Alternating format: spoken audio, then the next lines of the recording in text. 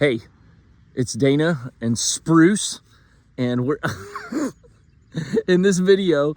I'm going to ask you an important question that I think will help you consider where you are and where you would like to go.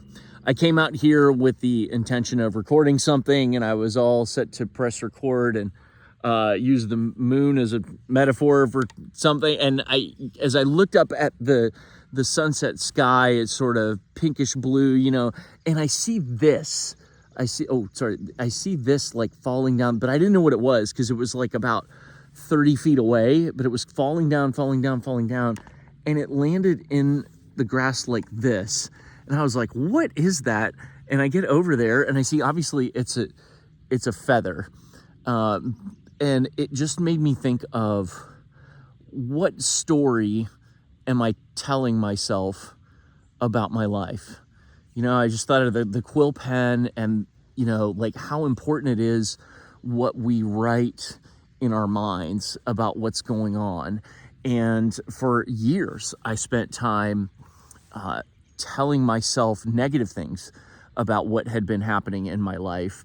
10 years ago this month, I left the active duty Army and had a plan, but things did not go according to plan. They started to go downhill really fast, and I didn't react in a way that was helpful. I reacted kind of in the standard way, which was to drink more and kind of like cope and think that, oh, this is just a phase, we'll get through it. But it didn't go well. And the more that I stayed in that place, the more the negative narrative began to take hold. And I was writing these things in my mind every day, like these thoughts that were fleeting were becoming more and more frequent, like I'm damaged goods, and I went from hero to zero. And the more I listened to those things, the more I allowed them to be written in my mind, the more I started to think them intentionally, or the more I allowed them to have space in my mind. And so this is a very simple video and a very simple question, but I want to ask you, what's the story that you're telling?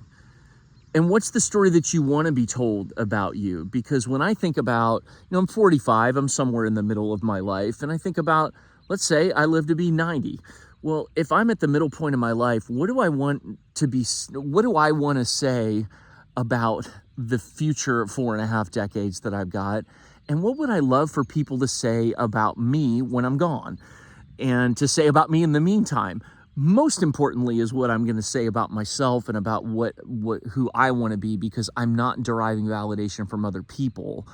But I do want to leave some sort of legacy, especially with my family and the people that are closest to me.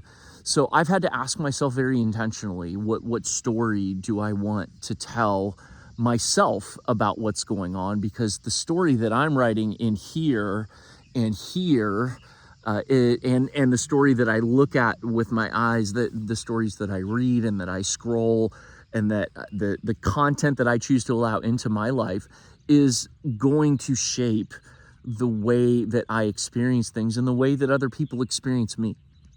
So this may be a very straightforward and I hope not cliche kind of thing, but I looked up and this was falling down. I thought, I'm going to go unscripted. I'm going to go for it and just offer to you the importance. I'm pointing at you with the feather.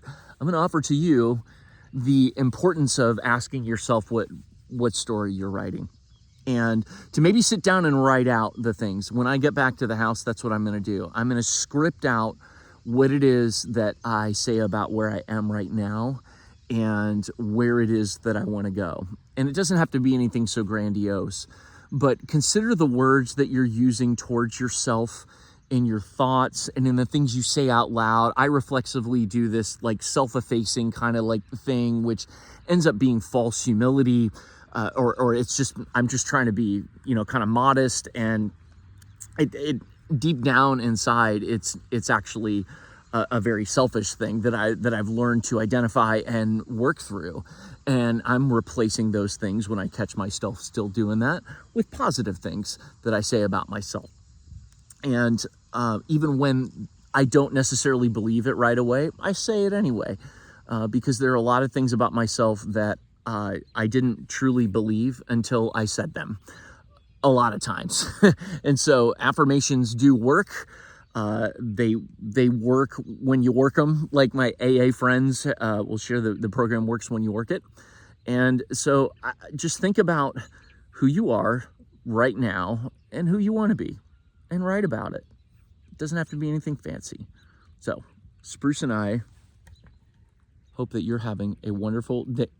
Look at that face. Oh my gosh. Like wow. Anyway, we send you much love and peace, and we would love it if you would subscribe and follow and leave a comment and let me know if I can come alongside you to encourage and support you in any way. I'm Dana Kroll. I'm a self-leadership coach. I help people to gain clarity, build confidence, and create momentum so that they can own their ascent. And if that's something that you're interested in, I've got a free mini course on clarity that you can download by following the links in the description. And I hope that you'll come back and see us again sometime. Thanks for sitting out here in the sunset with us. Know that whatever you're going through, you've got this. And Spruce and I have got your back.